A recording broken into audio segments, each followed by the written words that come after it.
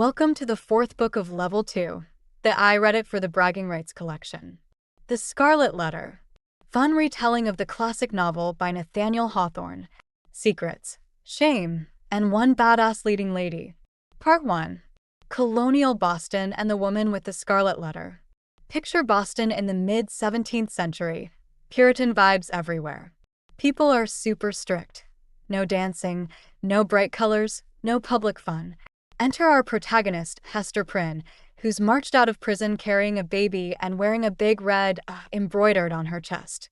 That letter stands for adulteress, which is Puritan speak for you messed up by having a kid out of wedlock. The townsfolk gather around the scaffold to see the show, whispering harshly about Hester's scandal. They want her to name the baby's father, but Hester refuses. We learn that Hester's husband was this older scholar, Roger Prynne, who sent her to America ahead of him. But he never showed up. Everyone assumed he was dead. Meanwhile, Hester ended up pregnant by some mystery man. Now she's being punished. The local bigwigs, like Reverend Wilson and Governor Bellingham, pressure her to spill the baby daddy's name. She clams up. They publicly shame her, hoping she'll crack. She doesn't. In the crowd, a stranger with one shoulder slightly higher than the other stands, watching. That's Hester's husband, disguised and calling himself Roger Chillingworth now. He sees her wearing that scarlet and is like, whoa, guess she's been busy. Furious but wanting to keep it hush-hush, he instructs Hester not to reveal he's her husband. He's determined to find out the baby's father on his own, like a personal revenge mission. Hester's punishment is basically wear the scarlet letter at all times forever as a mark of shame. She's shunned, spat at, forced to live on the outskirts of town. But Hester's tough. She refuses to leave Boston because she believes she should atone where the sin happened, or maybe because of some lingering tie to the baby's father. She starts making a living as a seamstress, ironically sewing fancy garments for the same highbrow Puritan folks who judge her, because her needlework is top-notch. Her baby, named Pearl, is this vibrant, almost fairy-like child with a wild spirit. The townspeople consider Pearl demon's pawn or something because she was born in sin. But Hester loves Pearl fiercely. She tries her best to raise her, even though Pearl's got a rebellious streak, likely inherited from her mom's defiance. So from the get-go, we have Hester, isolated with her child, wearing a giant red letter for all to see. Her husband, disguised as Chillingworth, prowls around quietly, vowing to find the father. And the father, well, he's out there, probably racked with guilt.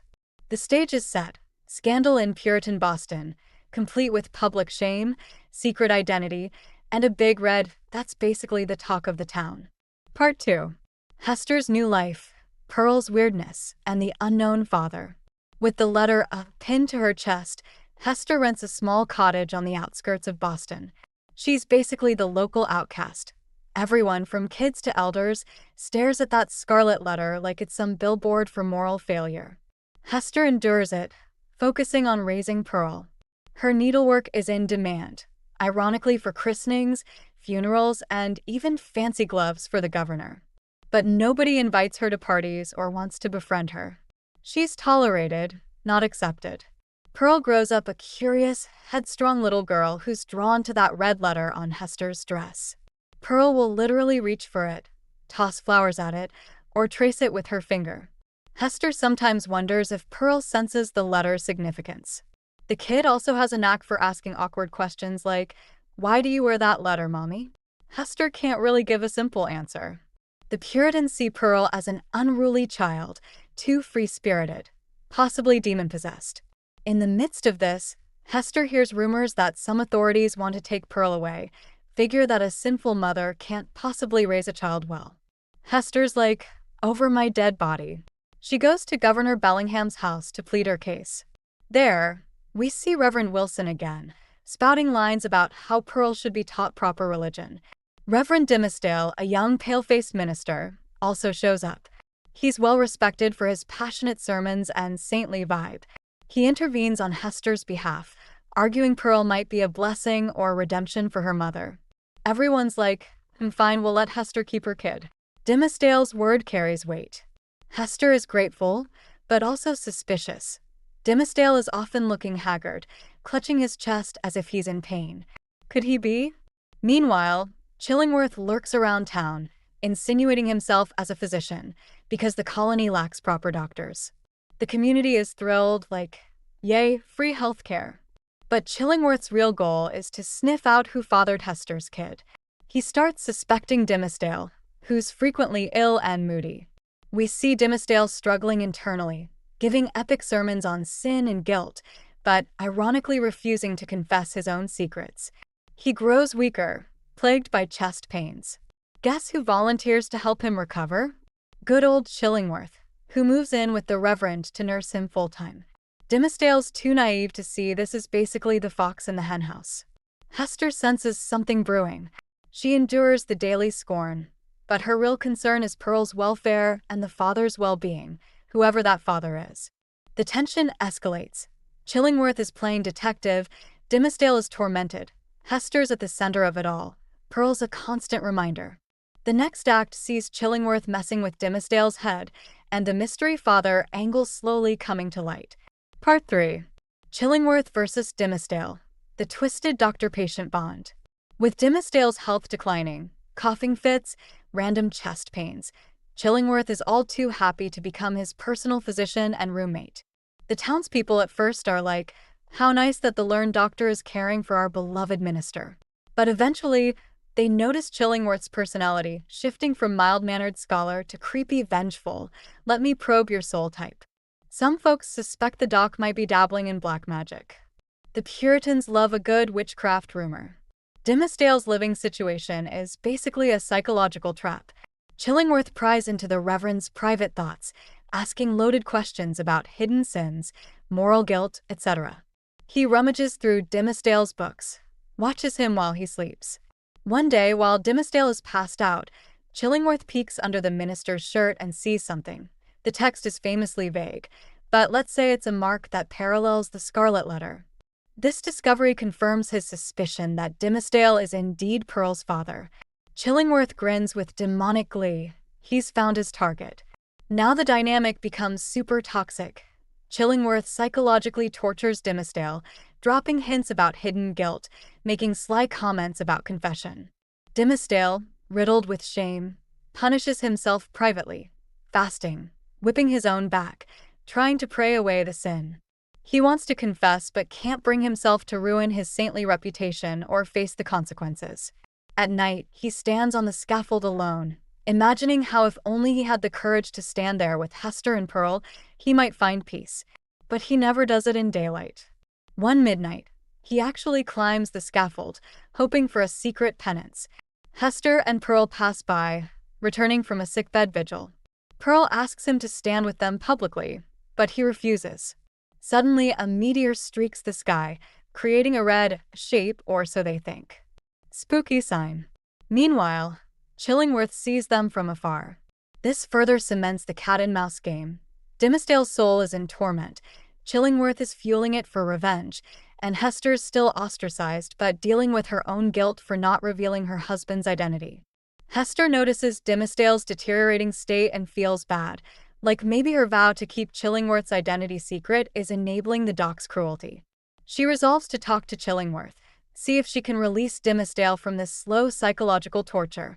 Meanwhile, Pearl grows older, becoming more perceptive about adult secrets. She constantly asks Hester about the letter's meaning, about Dimsdale's habit of clutching his chest, but Hester evades. So the stage is set. Chillingworth's thirst for vengeance intensifies, Dimsdale's guilt intensifies, Hester's moral conflict intensifies. The only person who's not weighed down is Pearl. She's wild and free, ironically the one product of this sin, but also the symbol of hope or something more. Next, Hester decides it's time to intervene and break the destructive cycle. Part 4. Hester confronts Chillingworth, embraces a bolder role. By now, Hester has spent years bearing the Scarlet Letter. Her once lurid A is now seen by some as able, because she's proven her strength and generosity. She sews clothes for the poor, helps neighbors. She rarely complains, living a modest life with Pearl. The town's attitude softens slightly, though not fully. They still see her as a cautionary tale. Hester's spirit, once meek, has hardened into self-reliance. She's decided she won't let Chillingworth's revenge destroy Dimsdale forever. She corners Chillingworth near the seashore or in a secluded place, telling him flat out, "You gotta stop tormenting Dimsdale. Enough's enough." Chillingworth scoffs, reminding her it was her promise that let him remain anonymous, letting him slip into Dimsdale's confidence. She confesses she regrets that promise, seeing the harm it's caused. She threatens to reveal him as her husband if he won't back off. Chillingworth laughs, basically saying, "It's too late, I've become a fiend. I can't stop even if I wanted to." This conversation jolts Hester. She realizes Chillingworth is consumed by hate, no longer the mild scholar she once knew. She regrets the day she married him. She also sees her own guilt in letting Dimsdale suffer alone. She decides to take matters into her own hands. She'll find Dimsdale, confess the truth about Chillingworth, and propose a plan to escape. This is a bold move for a Puritan woman, but Hester's done playing by their rules. Meanwhile, Pearl notices her mom's tension. The child's curiosity about the Scarlet Letter and Dimsdale intensifies. She draws connections. He always clutches his chest, "You are the letter on yours," as if they share a secret mark. Hester tries to hush her, but Pearl's questions sting. She's too perceptive for her own good. The community is somewhat oblivious to this behind-the-scenes drama. They just see Hester going about her seamstress business, though some notice she's quieter and more determined. She rarely complains about her lonely existence, but inside she's planning a big confrontation with Dimsdale. If he's the father, which is the unspoken truth everyone suspects, perhaps they can find redemption, or at least run away from Chillingworth's manipulative clutches. Dimsdale continues giving heart-wrenching sermons, ironically admired by the congregation for his holiness, but inside he's an emotional wreck. He has random fainting spells, visions of his own condemnation. Chillingworth's presence is like a daily reminder of his hypocrisy. He's at a breaking point. Thus Hester's decision is set. She'll meet Dimsdale in the forest, away from prying eyes. She hopes to free him from Chillingworth, reveal everything, and maybe, just maybe, find a future for them and Pearl outside this suffocating Puritan environment. The momentum is building toward that crucial forest scene. Part 5. The Forest Meeting, Hester and Dimsdale's Emotional Reunion. One day, Hester arranges to intercept Dimsdale in the forest while he's returning from a Native American settlement. She leaves Pearl playing among the trees, then waits for the minister. The forest is a symbolic place, wild, free from Puritan eyes, offering a space where they can drop their masks. Dimsdale appears, looking exhausted. Hester greets him gently, noticing how his health is even worse. She finally spills the big secret. Chillingworth is her husband, and he's been tormenting Dimsdale under the guise of a caring physician. Dimsdale is initially furious, like, "Why didn't you tell me sooner? You let me walk into the devil's trap." She begs forgiveness, explaining she believed it was best at the time, but now regrets it. Dimsdale's anger melts into despair, feeling betrayed yet relieved to have the truth. They share a moment of raw honesty, tears, confessions. Then Hester suggests a radical solution. "Let's leave Boston, run away together, take Pearl, cross the ocean, start fresh." Dimsdale is terrified but also excited by the idea of escaping his guilt-ridden life. For the first time, he imagines a future with Hester and Pearl as a family. Hester, in a moment of symbolic freedom, removes the Scarlet Letter from her chest and lets down her hair. The sunlight bursts through the trees, giving her a radiant glow. She feels liberated, like she's stepping out of that shame identity. Pearl, playing nearby, becomes curious. However, when Pearl sees her mother without the letter, she freaks out. She refuses to approach until Hester puts the back on. It's like the letter is an integral part of Hester's identity to Pearl. She doesn't recognize her mother otherwise. It's a bittersweet moment. Hester has to repin the letter to pacify Pearl. The dream of just discarding it instantly is not so simple. Dimsdale decides he will sail away with them. They plan to leave in a few days, after Dimsdale delivers his final Election Day sermon. They want it hush-hush so Chillingworth can't sabotage them. But the euphoria of this plan makes Dimsdale feel a surge of energy. Hester's heart flutters. Maybe they can truly find happiness. Yet tension lingers. Pearl is wary of Dimsdale, refusing his kisses. She's a constant reminder of reality: sin, confession, reparation. Even so, Hester and Dimsdale walk out of the forest with a glimmer of hope. They have a plan, a future. The question is, can they outmaneuver Chillingworth and the moral weight of their secrets? Part 6. The Last Sermon, Town Festivities, and Hidden Plans. Back in town, preparations for the big election day are in full swing. This is a major holiday in Puritan Boston. Think processions, sermons, officials in fancy attire. Dimsdale is scheduled to give the final, most important sermon. Meanwhile, Hester quietly secures passage on a ship for herself, Pearl, and Dimsdale. She's feeling anxious but determined. They'll slip away right after the sermon. However, Chillingworth has his spy senses tingling. He notices something off about Dimsdale's renewed vigor, like the minister is almost euphoric. Hester suspects Chillingworth might guess their plan, but she tries to keep calm.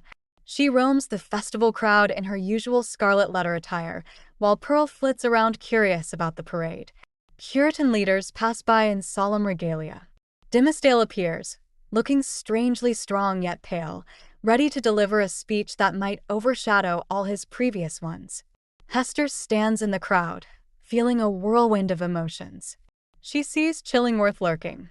Meanwhile, a shipmaster from the vessel they plan to take recognizes Hester, telling her that Chillingworth also booked passage, claiming he's part of the group. Hester's heart sinks. Chillingworth is one step ahead. If he boards the same ship, is there any escape from his revenge? The sermon starts, and Dimsdale unleashes a powerful message about sin, redemption, and the human condition. People are enthralled, calling it his finest sermon. Some say he sounds angelic, like he's on fire with divine inspiration. Hester senses it's his farewell, though no one else knows. She's torn between admiration for his words and fear about what's next. Pearl is bored but picks up the tension. As the sermon ends, Dimsdale emerges from the church drained. The crowd cheers his name, but he beckons Hester and Pearl to come to him. With trembling resolve, he ascends the scaffold in front of everyone, finally, in broad daylight, acknowledging them. The townsfolk gasp as he calls Hester forward. Chillingworth rushes in, trying to stop him, but Dimsdale shrugs him off. He confesses to the crowd that he's the father of Hester's child, that all these years he's lived in hypocrisy, tortured by guilt. Some are in shock, some are in denial. Dimsdale rips open his shirt, showing a mark on his chest, like a carved or supernatural eye. He collapses, near death, but not before he gets a moment with Hester and Pearl. Pearl kisses him, acknowledging him fully as her father, tears streaming. Then Dimsdale dies in Hester's arms on the scaffold. It's a tragic, dramatic climax. Chillingworth, deprived of his victim's presence, looks shriveled and defeated. The crowd is in uproar, half praising Dimsdale's confession, half scandalized. Hester is left holding the man she loved, who finally found the courage to publicly atone. The plan to escape is undone by this final, unplanned confession. Part 7. Aftermath, Chillingworth's demise and Hester's strange legacy. Dimsdale's public confession and death shakes Boston. The Puritans can't ignore the drama on that scaffold. Some gossip that they saw a scarlet letter on his chest. Others claim it was self-inflicted, or that it was guilt manifesting physically. Still others refuse to believe it at all. Maybe it was a trick of the eye. But the truth is out. Hester's baby daddy was the revered minister all along. Chillingworth, having lost his vengeance target, basically withers away. Within a year, he dies, leaving behind property and assets. Shockingly, he bequeaths a chunk of it to Pearl, making her an heiress. Maybe it's guilt or a final twist of fate. Pearl and Hester vanish from Boston not long after, presumably traveling abroad.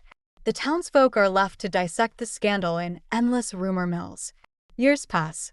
The legend of the Scarlet Letter becomes a local tale, like a Puritan cautionary story.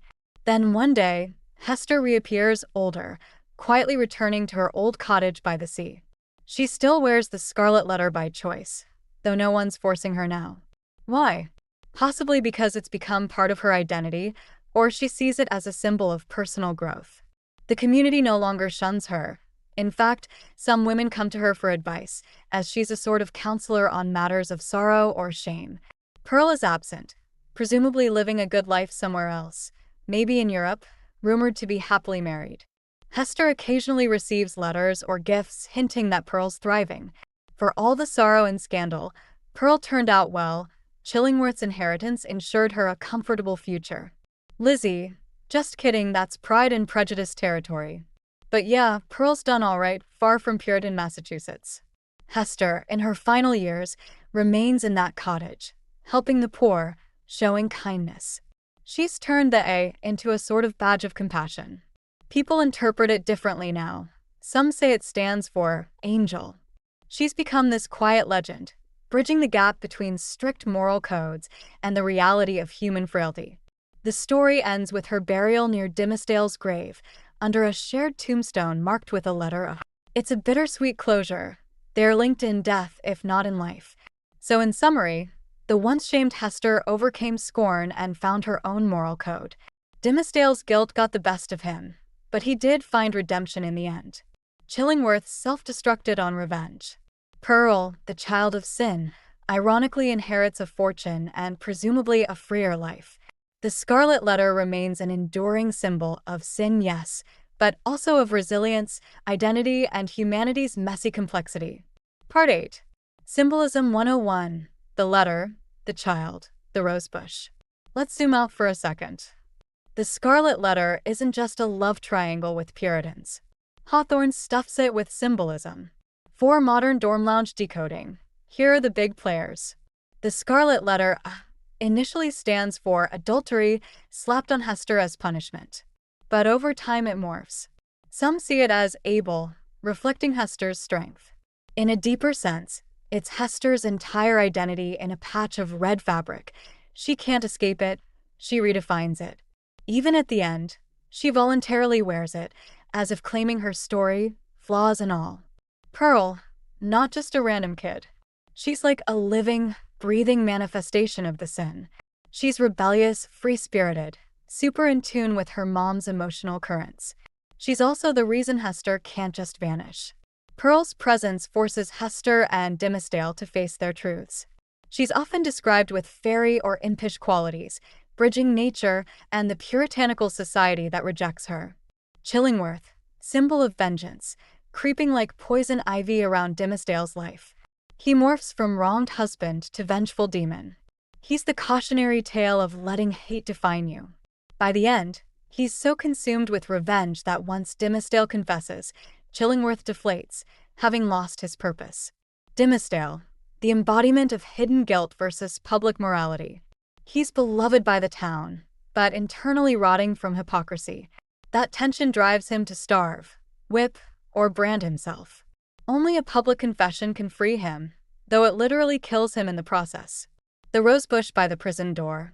Early in the novel, Hawthorne mentions a rosebush near the grim prison, symbolizing nature's mercy or moral blossom amid harsh Puritan law. It's this glimmer of hope and empathy in a setting defined by punishment. Themes. The novel explores sin, guilt, and redemption in a society that's black and white moralistic. Hawthorne criticizes how the Puritans publicly shame and how personal identity can be shaped or twisted by communal judgment. Hester's story is about claiming agency and transcending stigma. Dimmesdale's arc warns us of the poison in secret shame. Chillingworth's obsession is a warning against revenge. Pearl's existence suggests the innocence and potential freedom lying beyond rigid social constraints. Also, Hawthorne's style is moody, full of shadows, partial gloom, with a dash of gloom. But hey, that's 1850s romantic lit for you. In a comedic dorm lounge sense, we can say, dude, these Puritans were harsh. Hester basically turned the table on them by rocking that like a power accessory, while Dimmesdale spent half the book self-flagellating over secret baby drama. Meanwhile, Chillingworth was so petty he practically turned into Gollum. Part 9. Why the Scarlet Letter still matters and final takeaways. So why does this 19th century novel about 17th century Puritans still resonate? Judgment culture. Even now, people face public shaming or gossip for moral missteps. Hester's A might be ancient, But modern social media can brand folks with a figurative scarlet letter. Hawthorne's take on empathy versus condemnation is timeless. Individual versus society. Hester fights the collective moral code. She doesn't run away. She stays, forging her own definition of self. That's an enduring message about personal integrity and resilience amid oppressive social norms. Hidden versus open. Dimsdale is destroyed by hidden guilt, while Hester, forced to be open, ironically becomes stronger. Honesty versus hypocrisy is a tension we see in many cultural, religious, or social contexts. Feminine strength. Hester is a tough cookie. She endures condemnation, raises Pearl alone, and gradually earns respect. She stands out in a patriarchal environment as a quietly rebellious figure. Transformation. The letter I transforms from an enforced stigma to a self-chosen identity. Hester's arc is about reclaiming her story. In the final lines, she even offers counsel to other women in trouble. For a comedic lens, you might say, this is like a soap opera with a love child of who's the daddy, storyline, a vengeful ex, and a lethal dose of Puritan moral policing. The difference is, the main character actually grows from it, forging an independent path long before modern feminism was a thing. In the end, the Scarlet Letter is both a tragedy and a triumph. Dimsdale's confession frees his soul but ends his life. Chillingworth's vengeance eats him alive. Hester endures, ultimately choosing to keep wearing that letter not as a sign of shame, but as a personal symbol. Pearl's future is presumably bright.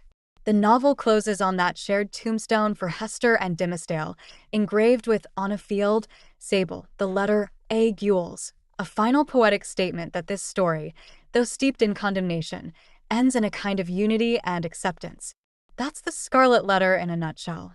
If you were expecting a breezy rom-com, sorry, this is heavy Puritan drama.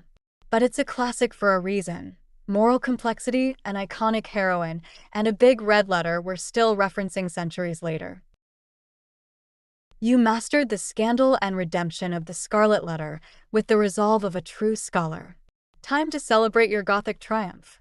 The next book is The Count of Monte Cristo. Get ready for betrayal, buried treasure, and a revenge plan so epic, it'll leave you on the edge of your seat. Edmond Dantes is here to settle the score. Also, don't forget to smash that subscribe button and ring the bell to stay in the loop for all our epic content. And guess what? A new fun retelling audiobook drops every single weekday.